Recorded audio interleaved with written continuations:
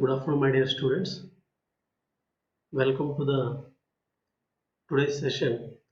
It is model number 1, plastic analysis of steel structure. It's the revision session. Okay, already we have covered the model number 1 in the class. Okay, we will try to revise some important things related to what is model number 1. The first and foremost, the important thing is why we have shifted from the RCC material to the steel material. Okay, then because of that, now here we need to study about the advantages and also what is disadvantages of the steel material. The advantages of steel material is, the first one is it is having a very good elastic property. Okay, why it is having very good elastic property? Because it follows the Hooke's law very accurately. We know already what is Hooke's law. Okay, stress is proportional to the strain. Okay, within the elastic limit. Okay, that is called as what is the elasticity. Okay, now the second advantage is it is ductility. Okay, ductility is another one important thing. A very desirable property of steel in which steel can withstand extensive deformation without failure under the high tensile stress. Okay, it can withstand the extensive amount of deformation without failure under the high tensile stress. This is called as what here ductile, and generally it gives a warning before failure takes place. And third one is toughness. Steel has both strength and ductility. Okay, it is having both strength as well as what is the ductility. And the last one is addition to existing structures. Okay, now whenever we want to construct any new way, okay, or new construction over the steel structure, okay, example, if you want to construct a new way or new entire new wings, okay, can be added to what existing frame buildings. Okay, this you can do here. That's why the addition to existing structures. Okay, and steel bridges may also be widened. Whenever you want to widen any steel bridge, okay, then also you can widen by connecting what is the extra connections, or by adding by adding the structures to the existing structure. These are the some advantages of steel structure. Another one is the disadvantage of the steel structures. Okay, first one is the maintenance cost is very high because it is normally subjected to what corrosion whenever it is exposed to air. Okay, this requires the maintenance cost is too much. And next is fireproofing cost. Okay, even though the steel is an incombustion material, okay, it is an incombustible material, but however, its strength is reduced tremendously at high temperature due to the common fires. Okay, but even though it is an incombustible material, okay, it will not combust, but still the strength is reduces whenever it is subjected to what high temperature due to the fires. The third one is the fatigue. Okay, the fatigue means it's cyclic loading. The strength of structural steel member can be reduced if the member is subjected to a cyclic loading. Okay, whenever it is subjected to cyclic loading continuously, the tension and compression, then the fatigue strength also reduces. Okay, this is the another one disadvantage. The last one is, okay, some of the steel members they will try to failure in what the brittle manner. Okay, under certain conditions, the steel loses its ductility and brittle fracture may occur at places of stress concentration. Okay, because of this reason, you will get what is the brittle fracture. And fatigue type of loadings and also the temperature, the very low temperature. Okay, try to make you what is this brittle fracture. These are the some disadvantages related to what is your steel structure members. Okay, from exam point of view, it is very important. Okay, normally in the examination, okay, they will ask what are the write down the advantages and disadvantages of the steel as a structural material. Then another one important is the various type of steel cross sections. Okay, normally we have beams, channels, angles, and flats. Okay, we know what is beam, what is channel, and what is angle, what is flat.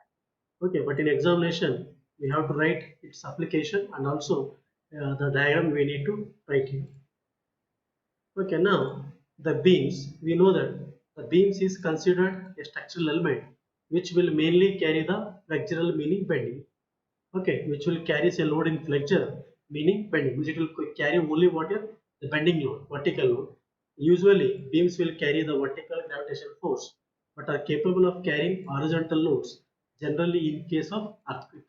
Even though it will take the, even it will also take what is the earthquake load, the earthquake horizontal load. The mechanism of load in a beam is, it's very unique, like the load carried by beam is transferred to what is walls, columns, and girders. And here, whatever you are seeing, this is your what is the beam. The beam is normally we use what is the I section. Okay, this is the I section. Okay, this is what your beam.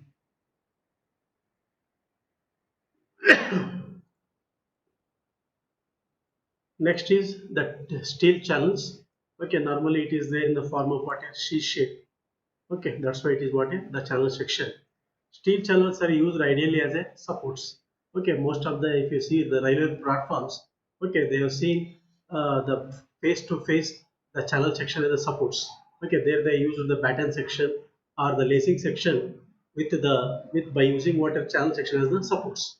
And also sometimes it is also used as a guide rails. These are roll form products.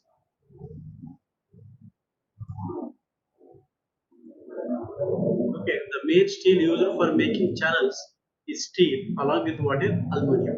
Okay, this is produced okay by using what is along with what is aluminum, and there are the variations in available in the channels category. Okay, there are the types of variations. Okay, that we will see in the coming slide. Okay, and the category is mainly depend upon what is the shape of the channel. Okay, this is also normally we'll use these sections also. And next one is angle section. Okay, the angle section is a long steel.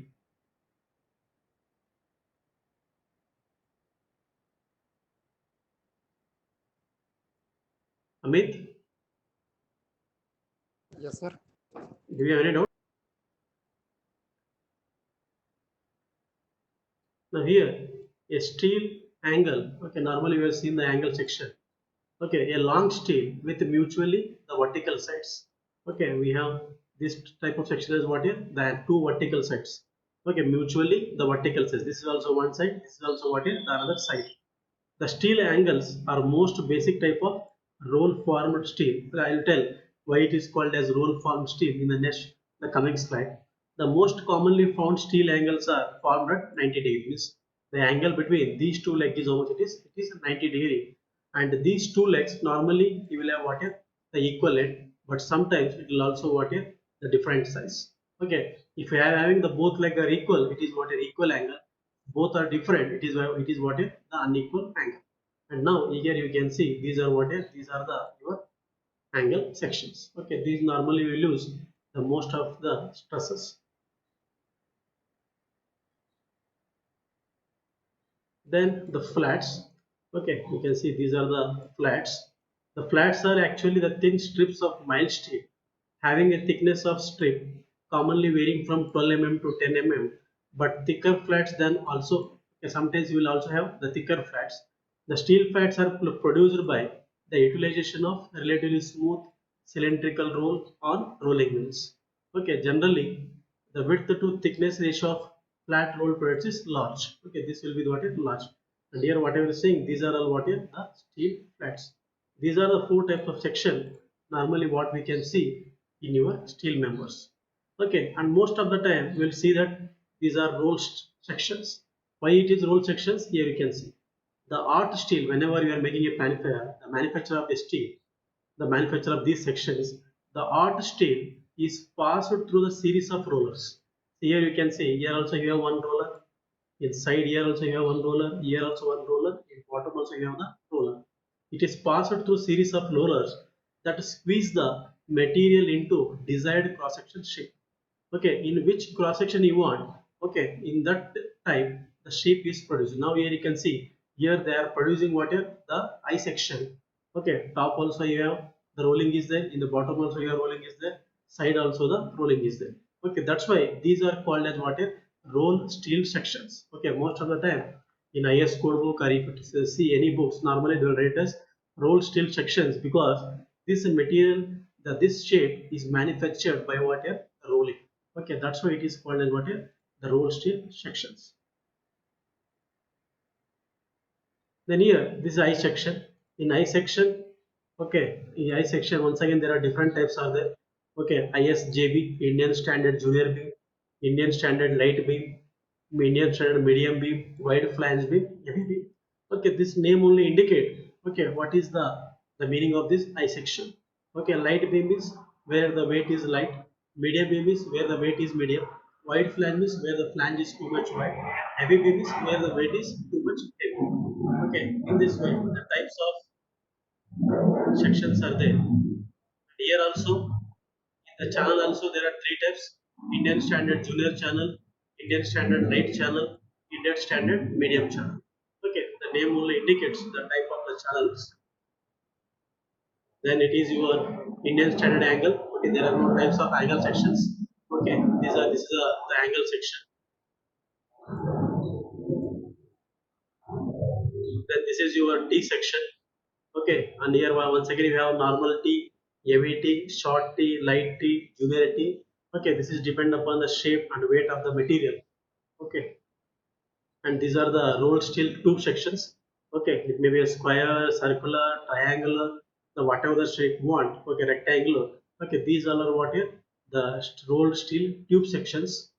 And this is what here the rolled steel bars. Okay, these are the rolled steel bars. Okay, square bar. And also here it is what here it is a rolled bar. Then rolled steel flats, this is a what here the flat one. And this is a plate. See, just see the difference. This is a flat. Okay, this is the flat, and where this is what is the plate. Okay, plate is different, flat is different. Okay, don't confuse.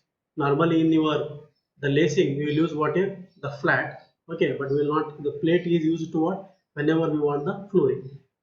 And these are what is the rolled steel sheets. Okay, these are what is the sheets, and these are what is the strips. Okay, these are the some type of sections. Normally in the IS code in SP6 handbook. Okay, these are represented in the IS, in SP6 written in SP6 the handbook. Here you have I section, C section, T section are designated by their depth and the weight. Okay, these all sections. I means your beam section, C means channel section, T means the your T section. These are designated by their depth and the weight. For example, if you take first one, ISLB 500 at 735.8 Newton per meter. See, this 500 will indicate what is this depth. Okay, and self weight of this material per meter length, per 1 meter length. Okay, per 1 meter length it is how much 735.8 Newton. Okay, in this way the nomenclature is there in your SP6 handbook. And similarly, if you see for angle section, okay, here 40 by 25 by 6, 40 is the longer leg, 25 is the shorter leg, and 6 is what is the thickness of your leg. Okay, this is your longer leg, this is your shorter leg, and this is your what is the thickness. Okay, this is the nomenclature already we know, but still I want to show this one. Okay, then whenever we will go for the built up section. Okay, whenever you are using a more than one section, here you have a I section. Okay, this is I section, but this is along with what is one channel section, the channel cap. Okay, these type of sections are called as what here the compound section or built up section. Okay, these are the different types of sections what we are using in steel structures.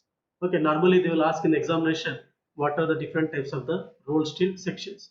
Okay, then you need to draw the diagram, you need to write about the explanation of those sections. Okay, that you need to write what we discussed now.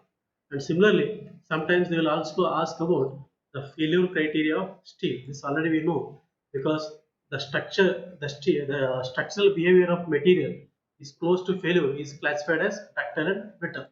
Normally, the steel material failure we have divided as a ductile or brittle.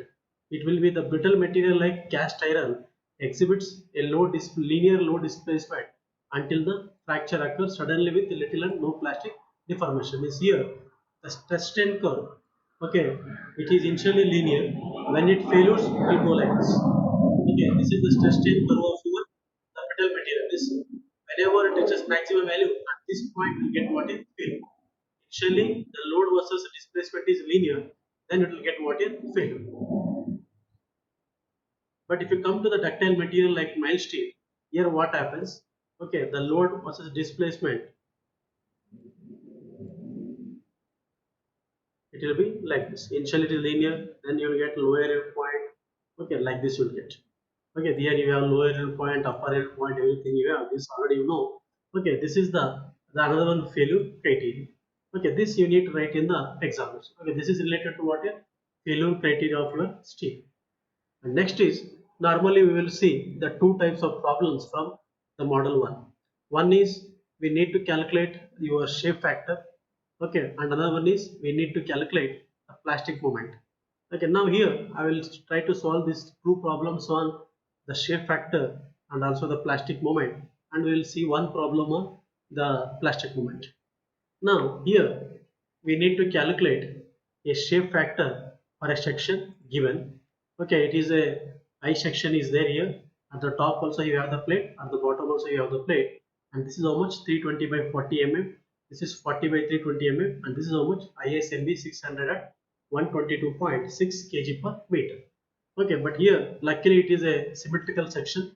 Okay, therefore your neutral axis and equal area axis, okay, the axis which divides the entire section into two equal parts. Okay, this we have discussed. Once I am repeating. Okay, because of the symmetric section, the neutral axis and equal area axis, they are at the same line.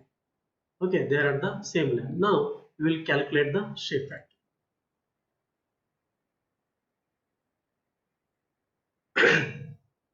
Shape factor is equal to, we know the formula, the plastic section modulus divided by what is elastic section modulus. Now first I need to calculate the elastic section modulus. Okay, but whatever we have seen that section, okay, those type of sections, okay, the I section with the cover plate at top and bottom, okay, it is there in your SP6 handbook in table number 14, okay, page number 54 to 55. Okay, in that the page number you have what you have the elastic property in SP6 codebook. Okay, therefore there is no calculation of ZD. Directly you can get this value from that codebook. Okay, therefore ZD is equal to how much, 10,420.5 centimeter cube. If I want in mm, what I can write, just I can convert this. Okay, this will become what, 10,420.5 10 raised to 3, okay, mm cube. Okay, this value you will directly get from what is the handbook. But normally you will not get all the values, because some of the built up sections data is not available, then you need to calculate. Okay, that we have discussed in the class, and still we will discuss one problem in the next upcoming problem. So this is, we got ZD, but next we need to calculate what is ZP. Whenever you want to calculate ZP, okay, the important is the equal area axis, but here luckily the neutral axis and equal area axis both are what is coinciding. Now, if they are coinciding, then how we need to calculate the ZP? Okay, now if you want to calculate a ZP, okay, now here first we know, if you see this previous diagram, I'll explain here first, and here we know we have a ZP value for only for this I section.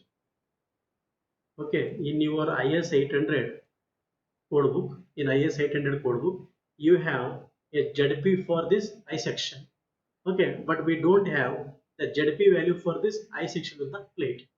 Okay, but for as it is a symmetrical section, what we will do, we will take down the ZP value of this I section from that IS 800 codebook. It is there in page number 138 IS 800. That's why, okay, marked here. In page number 138 IS 800, you will get a ZP value for I section. Okay, that is how much, 3510.63 10 raised to 3. Okay, this value you will get from here, page number 138 IS 800. But I want the ZP value with I section with I plate. Sorry, with I section with plate, top and bottom plate. Okay, then what I need to do, plus the what is the area of top plate? The top plate area is how much? 320 by 40. Okay, here it is what? 320 by 40. Then into what? Into this distance from here to up to this center. How we can calculate? See here, as this is 600 from here to here. Okay, this depth is how much? 600, and this is how much? 40. Okay, means 600. If you make it divided by 2, how much you will get? 300. Means from here to here it is 300, and this will be how much? 40. But I want up to the this center means 40 by 2 means here how much 20, means 20 plus 300 it will be how much 320. Now same thing, now here you can see this is 320 into 40 is the area of the plate, but whereas 320 it's the distance between equal area axis to the center of the top plate. Okay, but this value it will be same for both the top plate and bottom plate, hence we have multiplied by 1 and 2. Okay, now we will get what is the ZP for this section is 11702.63 into 10 raised to 3 mm cube. Okay, this is the value what we get. Okay, therefore the S is equal to what? ZP by ZD. ZP you have calculated, ZD you have taken from SP6 code book. Okay, therefore your ZD the shape factor is equal to how much? 1.123. Now I need to calculate your the plastic moment or the working bending moment. Okay, if you want to calculate the working bending moment,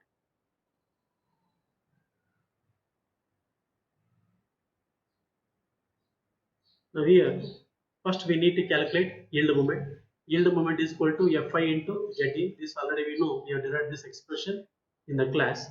Fi is 230. Normally we have a tendency to assuming what Fi is equal to 250. Okay, but this Fi, okay, this Fi is depend upon the thickness of the your flange. If the thickness of the flange is more than 20 mm, now you can see here the for ISMB, that's why he has given here.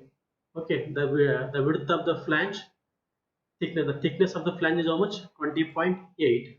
Okay, as it is more than, this is 20.8 the flange, but whereas one second, see this is 20.8 and this is what, 40. Therefore total flange is equal to what? 20 plus 40, it is 60. Whenever this thickness of top flange, if it is more than 40 mm, then you need to take your Fi value from table number 1. Okay, as per table number 1 IS 800, as per table number 1 IS 800, your Fi is equal to what? 230 MPa. Okay, it is 230 MPa, page number 40. Okay, in this way you need to choose the Fi. Normally what we will do, directly whenever the Fi is there you take 250, but this is based on what is the thickness of your the flange. Okay, but there you have flat and flange, sorry, plate and flange. Okay, you need to add those two thickness, and if it is more than 40 mm, then your value is what? 230 MPa from this the IS 800 code. Then what we can do, then you can go once again here, you know the formula to calculate what is the Mi. We know that Fi is equal to what? 230. Okay, this assumption is not required. Jd already we calculated, substitute this value, you will get this answer, 2396.72 kilonewton meter. Similarly, if you want plastic moment, Fi into Zp, okay, Fi you know, Zp you know, if you substitute these values, you will get this as your answer. Okay, if you want to calculate the working bending moment, divide your MP divided by 1.5, you will get what is 179.4 kilonewton meter. In this way, you can calculate what is, you can calculate your plastic moment. Okay, this is the one type of problem whenever you have what is the symmetrical I section. But whenever you have the unsymmetrical section, then you should be very careful. Whenever you have unsymmetrical section, see here he has given the top flange width as 200, bottom flange which is 100. This is 10 mm thickness, all the width thickness are, and this total it is how much? 200. But here the neutral axis it is not equal to what? Equal area axis. Now here you need to find both these values, the depth of the neutral axis and also what is the depth of the equal area axis. Okay, now we will calculate first the depth of the neutral area axis from the top and the depth of the equal area axis from the top. Okay, this we will calculate now. The section is unsymmetrical about the neutral axis, hence the equal area axis is has to be located. Means we need to calculate the neutral axis has to be calculated based on the section properties, okay, which are not available on your SP6. Okay, whereas these properties are not available in your SP6. Let Yt be the distance of neutral axis from the top. Okay, let Yt be the neutral axis. Yt be the distance of neutral axis from the top. Now to calculate this, Okay, here what we can do, we have the formula. Okay, formula is equal to what? The area into the distance between your area into what? The area into the center of the section. Okay, if you take the top plate, okay, top plate is equal to what? Top plate is having the area of 200 by 100 into 10 by 2 was, it is the it is the centroid of that section. Area into centroid of that section. Similarly, this 10 into 180, it is the area of web portion, and this centroid from the top is equal to what? See, this is 180 by 2 for web, and plus 10 you will get from what here? Top. Now, for example, you can see the figure now. Now here in the figure, see, this we are calculating with respect to what? The top. For the first for this section, the area is what? 200 into 10. This centroid from top is how much? Okay, this centroid from top. This is how much? 10 by 2. Okay, therefore 200 into 10 into what? 10 by 2. Then if you take this section, this depth is how much? Total it is 200. If you have minus 10 and minus 10 here, it is remaining is how much? 180. The area of this is 180 into thickness is 10, and this centroid from the top is the neutral axis from top is the center of this from top is equal to what? The neutral axis of this is 180 by 2, because this is 180 by 180, this length. Okay, this is 180 by 2. You will get from here to here plus what is plus 10, and similarly for bottom plate 10 into 100. Okay, but you want from the top. Okay, from the top here to here is how much? 200, but you want up to this center means 200 minus 10 by 2. Okay, in this way we need to calculate what here? Your the depth of neutral axis. Now this is the top plate, 200 into 10. This is 10 by 2 is centroid. This is the web area, 10 into 180. This is the centroid, 180 by 2 plus 10 on the top, and this is the area of the bottom plate, and this is what is centroid, 200 minus 10 by 2, and this whole divided by the total area. Okay, we know area of this plus this plus this, you will make this, you will get what is total area. And here you got this YT as how much? 80.21 mm. This is the depth of what is neutral axis. Now then, if the YT is the depth of neutral axis from the top, okay, then if you want to calculate from the bottom, then what we can do? Total depth is 200. 200 minus 80.21, you will get what is 119.79. This is the depth of neutral axis from the bottom with references bottom. Then you need to calculate the I about neutral axis. Okay, from parallaxes theorem. Okay, the I about its own centroid plus area into distance square. Then once again there are three plates. If you take first top plate, BDQ by 12, B is 200. Okay, your D is 10, 10 BDQ by 12, 10 Q by 12 plus area is 200 into 10 of top plate area. It is distance between what is the distance between neutral axis to the center of that plate. Okay, from the top it is 80.21, but up to the center of top it is how much? 10 by 2 means it is 5. This is what is whole square. Similarly, for your web portion, it is BDQ by 12, 10 into 180 Q by 12 plus area 10 into 180. Distance is what? 100 minus 80.2, 80.21 whole square. Okay, this is how we need to calculate what is. Okay, this is 100. I think you can from the top. This is 100 minus 80.21, and similarly it is the bottom plate 100 into 10 cube by 12 the centroid into area plus area 100 into 10 into what is distance square. Distance means what? It is a distance between neutral axis to the centroid of that section. Okay, this is this. This most of times you have done. If you calculate this, you will get this value was 30.08 10 raised to 6 mm raised to 4, and therefore ZD is equal to I about neutral axis divided by Y max in YT YB, which is the greatest value. The YT is 80.21 mm, but YB is how much? 119. Okay, the maximum value is 119.79. Substitute here. Okay, 119.79. You will get this IZ, your depth of neutral axis as. Okay, your section modulus as the section modulus as 251.11 10 raised to 3. Okay, this is how we need to calculate your elastic section modulus. Okay, this is how we will calculate. Then if you want to calculate, then we need to calculate the equal area axis. What is the depth of equal area axis from the top? Equal area axis means it is the axis in which the area is divided into two equal parts. Okay, then here what we have done, we have taken a distance y from the top, okay, at which the area is divided into two parts.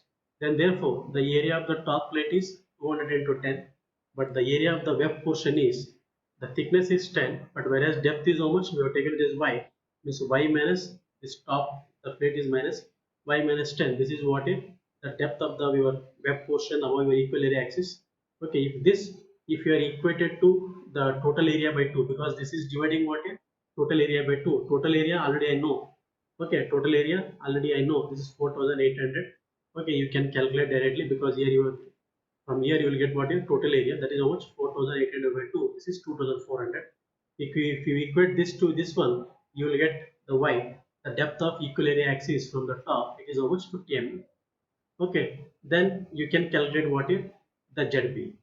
ZP is equal to what? The formula is what? This is area, the area of the top plate, and this 45 is the distance between from equal area axis to the center of that plate, the plate which we have considered. Okay, that is how much, 45. And similarly, this area into area of the web is how much, 10 into 40. Okay, why it is 40? Because we have taken only the value which is above your neutral axis, the web which is above the neutral axis, because here you have got this as 50, this 50 is from top. Okay, but where the top plate is having 10 mm, if you minus that 10 mm, the web is remaining how much, 40 into the thickness of web is 10. Okay, into 20 means the centroid of that from equal area axis. Okay, 40 divided by 2, you will get what, this centroid from equal area axis, distance between from equal area axis to the centroid of that element. And similarly for the the below plate, the below web portion, 100 into 140 into the centroid distance, and the bottom plate 100 area into the distance between equal area axis to the center of that plate. And if you calculate this, you will get this as almost 341 into 10 raised to 3 mm raised to 3. In this way, you need to calculate what is your ZPZ. Okay, this is the way how we will calculate what is ZPZ. And now therefore shape factor is equal to ZP by ZD. This is how much, 1.358. We know ZP value, substitute those things, you will get. And once again from table number 1, based on the thickness of your the top is 10 mm, means 10 mm is less than 40 mm. Therefore your Fi is equal to what, 250 MPa from table number 1, IS 800, question number 14. And you calculate My Fi into ZdZ. This you will get it as 62.78 kN meter. And calculate the plastic moment Fi into Zp. Okay, you know the Fi value, substitute this, you will get 85.25 kN meter. And working bending moment is equal to MP divided by 1.5. You will get this as well, 56.83 kilonewton meter. Okay, this is how we will calculate the shape factor, the yield moment. Okay, in your sections. Okay, one we have solved for your symmetrical section, other one is for unsymmetrical section.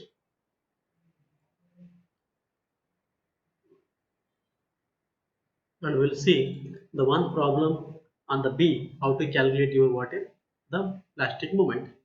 Okay, this is a standard problem. Normally what we'll take, here you have a UDL load, the span is 12 meter, and here you have the 2 point force 150 by 150 kilonewton, but here he has given the service loads.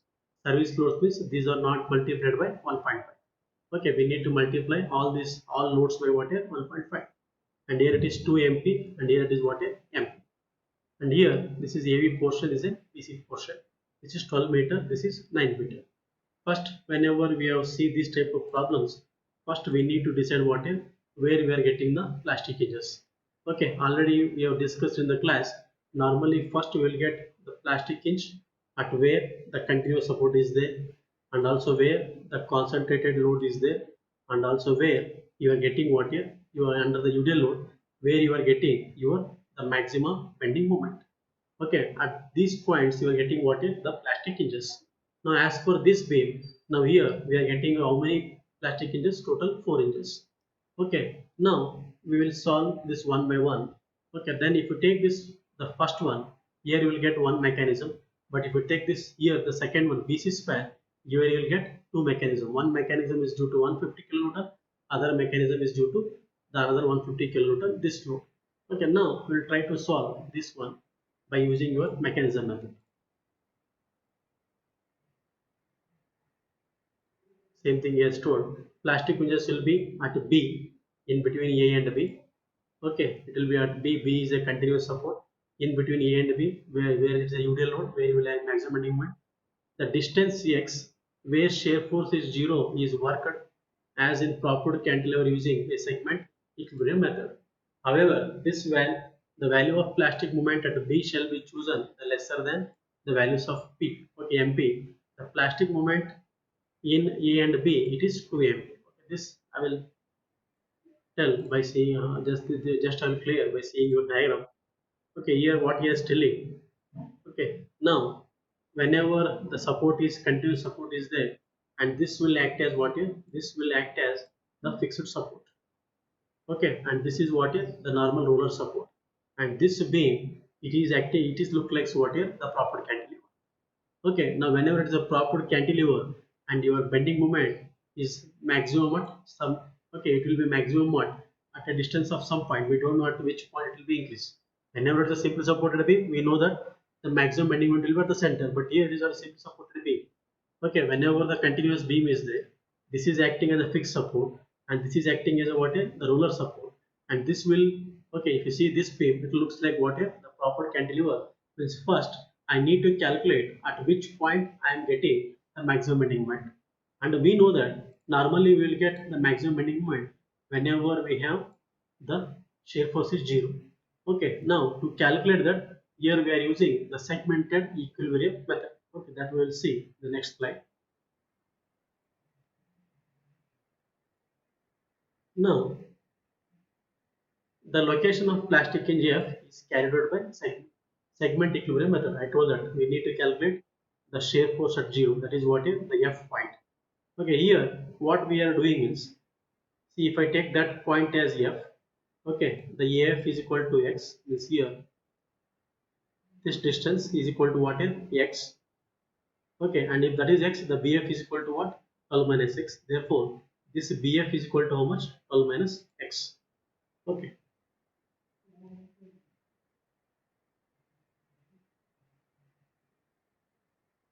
Okay, I think there's some power problem is there. Okay, now I'll stop the session.